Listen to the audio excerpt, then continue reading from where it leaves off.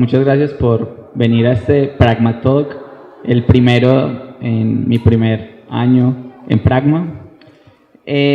Lo titulé Trascendiendo las fronteras del desarrollo de software porque a lo largo de mi carrera profesional me he enfrentado a algunos retos donde he tomado herramientas que son propias del desarrollo de software, que son herramientas que aquí discutimos a diario, y me las he llevado a hacer unos experimentos un poco extraños y las he aplicado en otros contextos, y es de lo que les quiero contar hoy.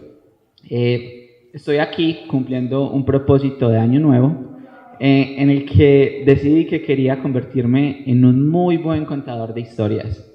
Entonces, en particular, este es el segundo intento que tengo este año. La primera vez lo hice en un formato escrito a través de la plataforma Medium, donde me pueden encontrar como @SebastianHenao. Medium es básicamente una plataforma que se postula como la extensión de Twitter. Entonces, en Twitter hay un límite de caracteres, mientras que en Medium no tienes ese límite y puedes tener historias, puedes tener blogs, puedes tener cualquier tipo de contenido escrito. En particular, yo cuento historias a través de Medium. Otro lugar donde me gusta contar historias es en Instagram. Entonces, ahí las cuento un poco más desde la parte visual y si les gusta lo que ven hoy, los invito a que me sigan y quedemos en contacto. Entonces, esta historia que vamos a ver hoy será una historia de... En realidad fue difícil para mí definir de qué será la historia, pero lo que sí podremos hacer es que al final definimos de qué es la historia. Por lo pronto, concentrémonos en los tres componentes principales de una historia. El primero son los personajes. El primer personaje es Sebastián, versión 2014. Curiosamente, esa fotografía fue aquí en Pragma. El segundo personaje es Sebastián, versión 2018. Y el tercer personaje es Sebastián, versión 2019, que soy yo. Entonces, tenemos estos tres personajes y la historia en particular empieza en el 2014. Creo que aquí hay algunas caras que me podrán recordar de mi primer paso por Pragma en el 2014. Y en segundo lugar vamos a discutir sobre los escenarios donde se desarrolla esta historia. Claramente el primer escenario es Pragma, pero el segundo es el resto del mundo. Entonces no es una historia local, vamos a tener un poquito de emoción. Y en tercer lugar tenemos la línea de tiempo en la que se desarrolla esa historia. Partimos desde el 2014 hasta el 2019, donde estamos ahora, y lo que se viene en adelante, que también les contaré un poquito de eso. Entonces, con estos tres elementos estamos listos para arrancar la historia. 2014, ¿quién soy yo?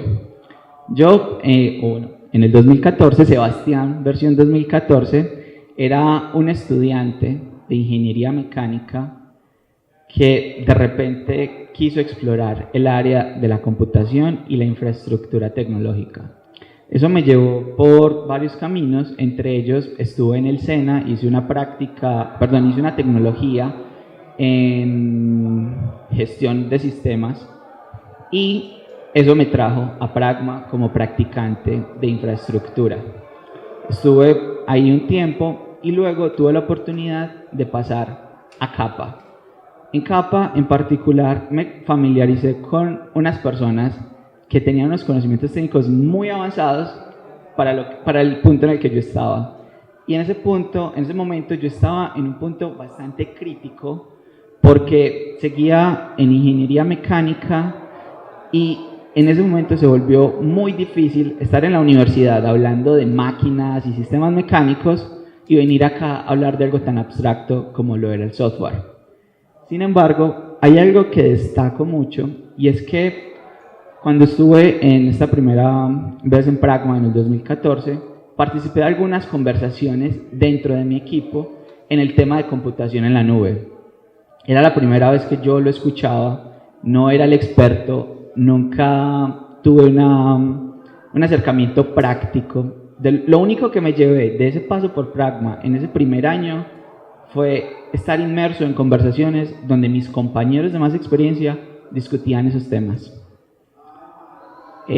A principios del 2015 decidí que no podía seguir tolerando esa confusión mental que era hablar de máquinas allá y hablar de software acá, y decidí enfocarme en terminar mi carrera en ingeniería mecánica. Y finalizando el 2015 decidí emprender. Estaba emprendiendo en un mercado digital en el que queríamos ser el Airbnb de las bicicletas. Entonces pues, nos postulamos como una plataforma para rentar bicis en Latinoamérica, y cuando yo estaba dentro del equipo, yo era el encargado de la parte tecnológica, y yo dije, vamos a hacer eso en Amazon. Y ahí fue cuando creé mi primera cuenta en Amazon, lancé mi primera máquina virtual e hice algunos intentos. En el 2015 murió esa etapa de mi vida, y luego en el 2016 empecé a enfocarme mucho más en la ingeniería mecánica. Pasaban meses en los que por mi cabeza no se atravesaba una idea relacionada con software o con computación, y estaba completamente enfocado en ingeniería mecánica. Pero en el 2016 sucedió algo bastante interesante, y fue que tuve un acercamiento a cómo la ingeniería mecánica se relaciona con la parte computacional. Eso es algo en lo que no muchas personas piensan, y en particular no muchos ingenieros mecánicos lo piensan. Por ejemplo, hablar de programación con mis compañeros de la universidad era una locura, porque en particular no era nuestro fuerte. Sin embargo, cuando escuché que existía este mundo computacional y el mundo de la ingeniería mecánica y que podían converger, me sentí inquieto. 2017 llegó, y en el 2017 tuve la oportunidad de participar de un curso sobre energía eólica. Era un tema que en ese momento me apasionaba mucho, y en particular recuerdo mucho el curso que tenía este enfoque desde la parte computacional. Es como que, ok, imaginen una turbina eólica. Es muy grande, puede tener una altura hasta de 200 metros, y hacer cálculos a mano asociados a esa turbina es una locura. Entonces ahí la mejor herramienta es utilizar computadores, y es ahí donde tuve el primer acercamiento a lo que se conoce como mecánica computacional. Entonces, lo que busca la mecánica computacional es básicamente resolver problemas grandes de la física y de la ingeniería utilizando computadores. Y eso implica la participación de una parte de software y la participación de un componente de infraestructura, que no difiere mucho de lo que hacemos nosotros acá. Cuando Pragma o cualquier empresa de software vende una solución, se parte de unos requerimientos de infraestructura, y sobre esos requerimientos se construye el software. Entonces ahí logré hacer un primer match entre lo que yo conocí en Pragma en el 2014 y de lo que me estaban hablando en ese momento. Pasó el tiempo y seguí avanzando mucho en el tema de energía eólica, e inició el 2018. En el 2018 arranqué la recta final en ingeniería mecánica. Estaba muy emocionado, pero en particular quería tener un impacto diferente. Entonces recuerdo mucho una tarde en la que yo dije, vení, yo estoy investigando sobre energía eólica, yo quiero viajar con esto. O sea, quiero salir del país a mostrarle a alguien más lo que estoy haciendo. Empecé a buscar convocatorias, congresos de ingeniería donde pudiera presentar ese trabajo, y encontré un congreso que estaba organizado por la Asociación Americana de Ingenieros Mecánicos en Estados Unidos. Y en particular ellos tenían un concurso dentro de ese congreso que estaba enfocado en las personas de pregrado que estuvieran investigando sobre mecánica de fluidos. La energía eólica es una ramificación de la mecánica de fluidos. Entonces yo dije, ok, hay un espacio para mí. Recuerdo además cuando fui a la oficina de mi asesor a decirle como que, hey, yo quiero de verdad aplicar este concurso. Él me miraba de una manera muy escéptica porque no solo implicaba aplicar, sino que implicaba un nivel de competencia muy fuerte con personajes de todo el mundo. Y para nadie es un secreto que Colombia no tiene una gran fortaleza en temas de investigación. Entonces, recuerdo su mirada escéptica, pero recuerdo mucho el apoyo que me manifestó en ese momento. Me dijo, si usted quiere, hagámosle. Eso fue en enero del 2018 y de ahí a marzo transcurrió la etapa en la que yo le proponía al Congreso mi trabajo. Yo decía, yo quiero hablar de energía eólica y quiero hacer X, Y y Z. En marzo ellos me dijeron, genial, mándanos el trabajo completo. Y tenía 2 meses para enviarlo. Y es ahí donde entra el primer momento de tensión. Mi trabajo implicaba hacer unas simulaciones computacionales de ciertas turbinas eólicas. Era un reto porque para ese momento no tenía idea de cómo poder hacerlas. Y además de eso, como lo mencionaba, en ingeniería mecánica no nos preocupamos mucho por la parte computacional y si bien, por ejemplo, a quienes les haya tocado la vieja escuela en software o un poquito de historia para los que estamos más peques, antes cuando una persona necesitaba aprovisionar, por ejemplo, un servidor web, necesitaba ordenarlo por internet y se podía tardar hasta 3 meses en tener ese servidor físico en las instalaciones de la empresa y funcionando.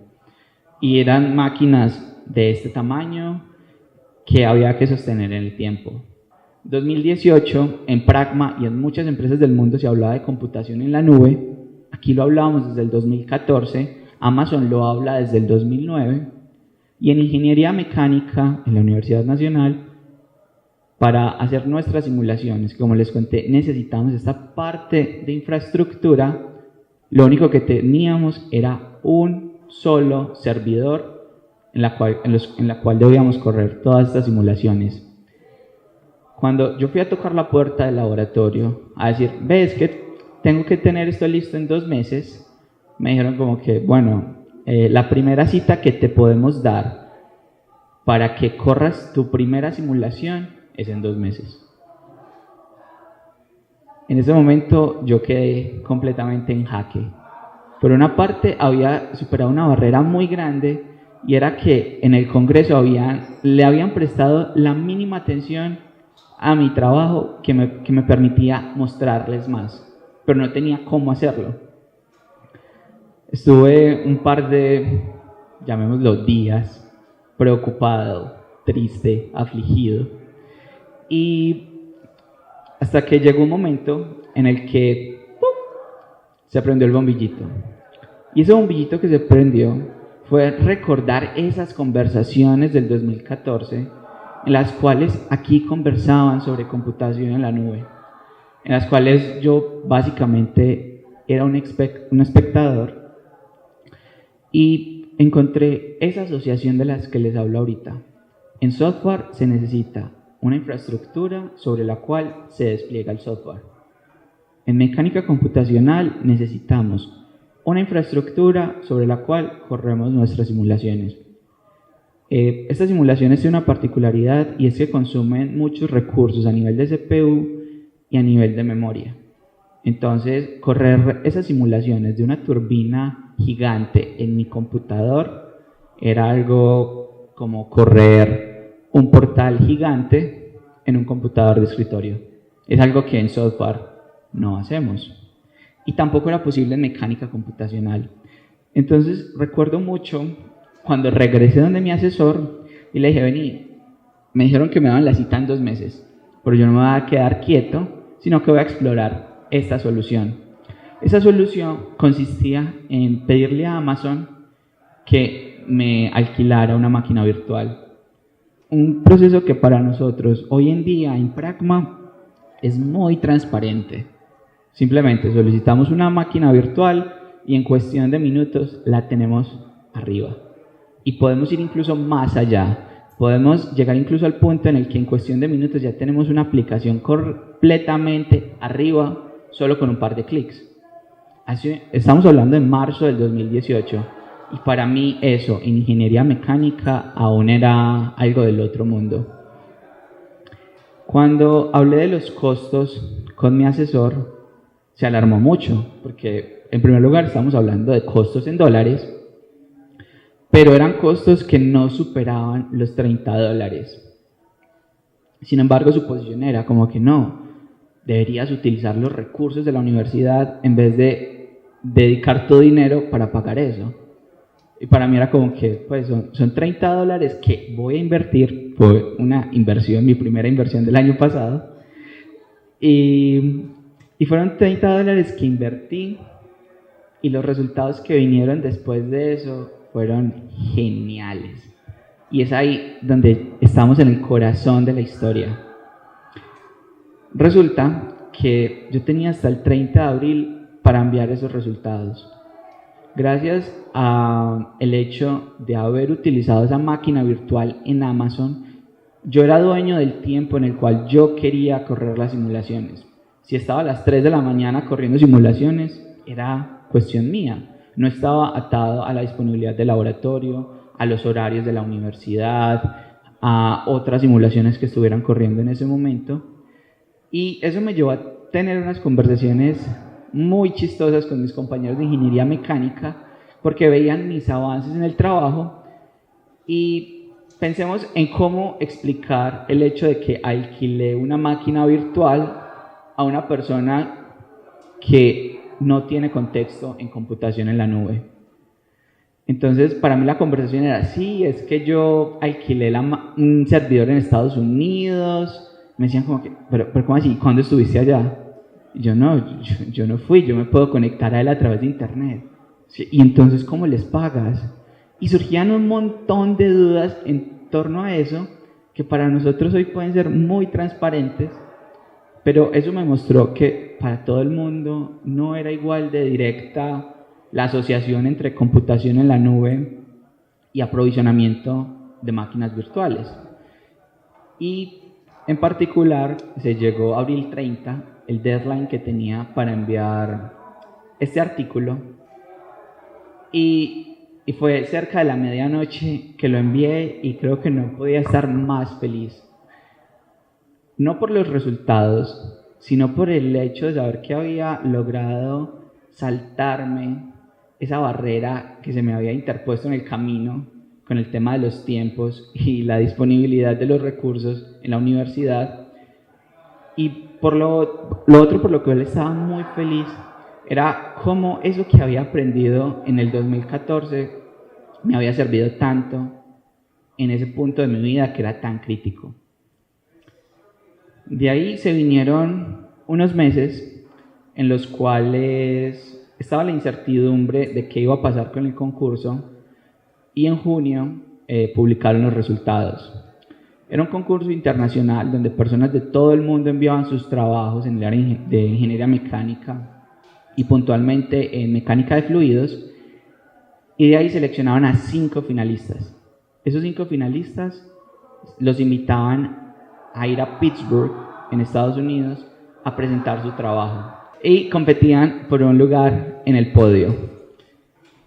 Junio 20 y algo, recibí un correo, uno de los correos más felices de mi vida, en los cuales me decían que había sido seleccionado como uno de esos finalistas. Y lo único que yo podía decir en ese momento era, wow. Todo eso que había sucedido, todas esas dificultades, no habían sido barrera para llegar a estar en ese top de los 5 mejores trabajos. Y no, siendo eso pequeño, logré viajar a Pittsburgh, presentar mi trabajo y quedar en el 3er lugar. Eso fue una noticia también muy gratificante y una recompensa gigante a todo el esfuerzo que se había venido en los últimos meses. Sin embargo, antes de eso, ocurrió otro evento muy chévere asociado a ese concepto, y es que si bien desde el 2014 yo no hablaba nada de computación en la nube, a excepción de esos 2 meses en el 2015 donde estuve en mi proyecto de emprendimiento, cuando salí de la universidad y empecé a buscar empleo, coincidí con una vacante que estaba publicada acá en Pragma. Y esa vacante requería una persona con un conocimiento avanzado en el tema de computación en la nube. Y yo dije, ok, pues yo no tengo un conocimiento avanzado, pero sí sé más de lo que sabía en el 2014. Toqué la puerta, me entrevistaron y mi proyecto insignia era justo este que les estoy contando. Sí, es que yo aprovisioné una máquina y entonces ahí corrí mis simulaciones. Yo no sé qué habrán pensado las personas que me entrevistaron, que ya no están acá, pero cuando uno compara el simple hecho de aprovisionar una máquina y de tener una máquina virtual en Amazon frente a las arquitecturas gigantes que abordamos acá, eso es un componente muy pequeño, pero era un componente del que yo estaba demasiado orgulloso.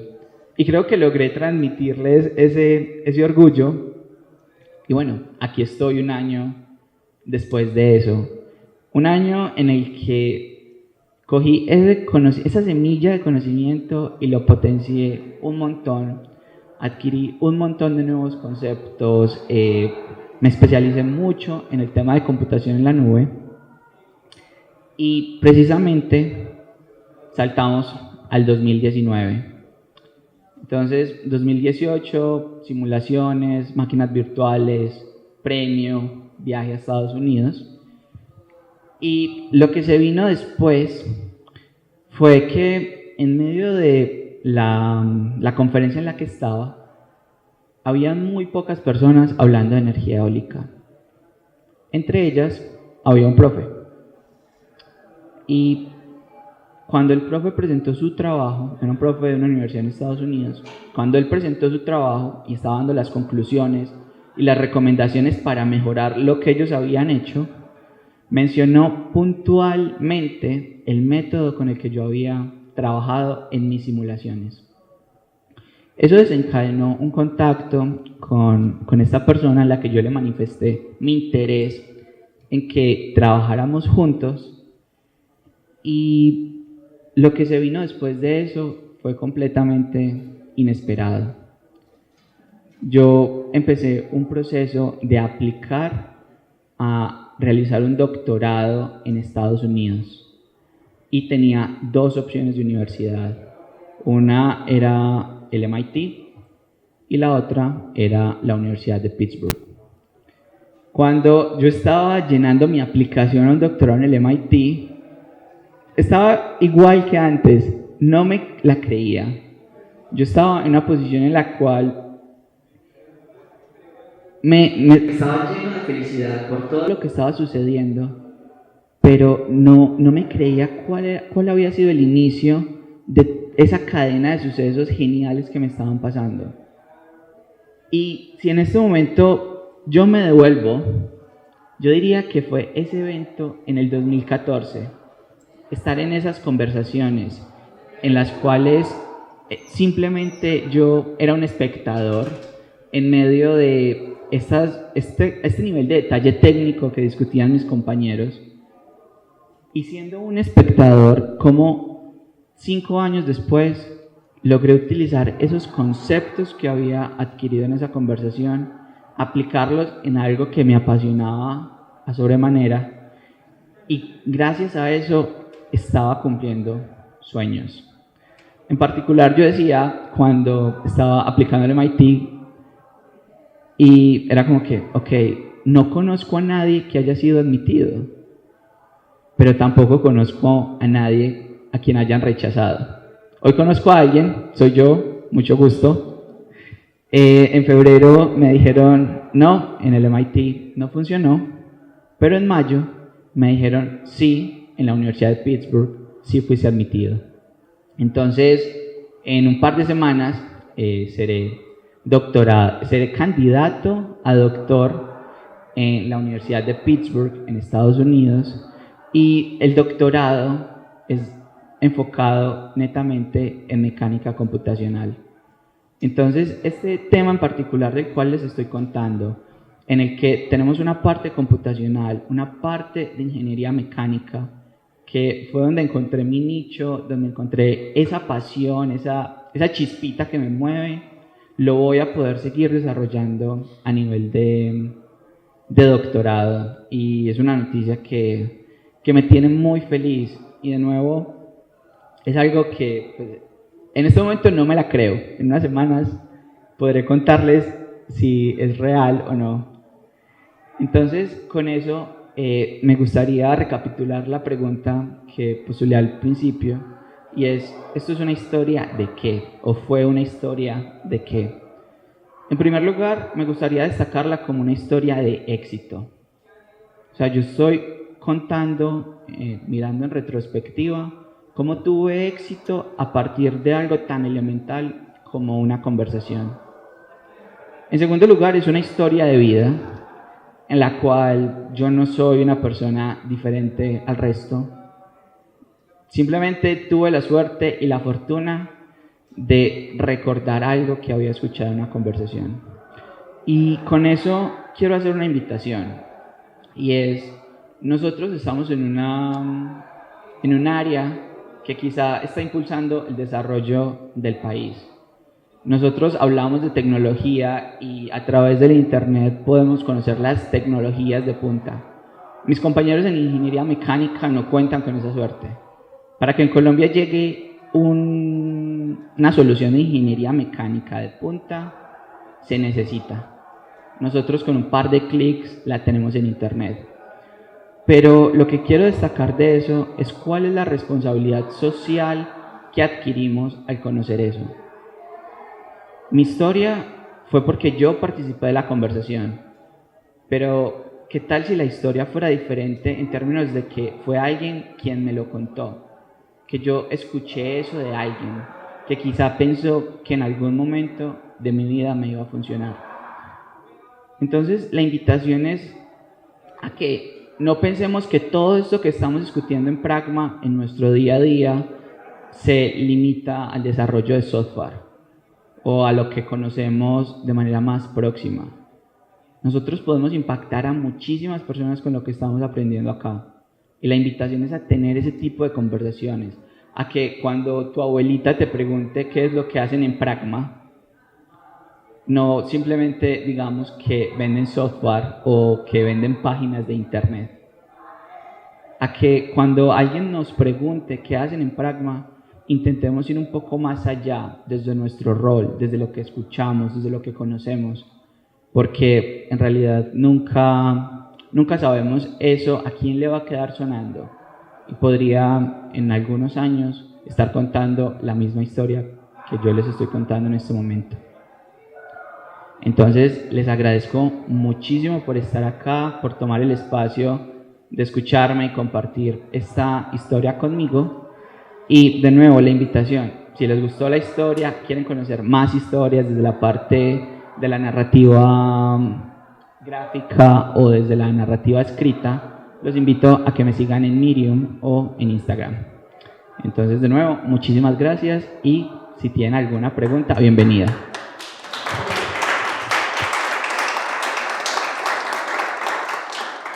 ¿Cómo vas a financiar el doctorado?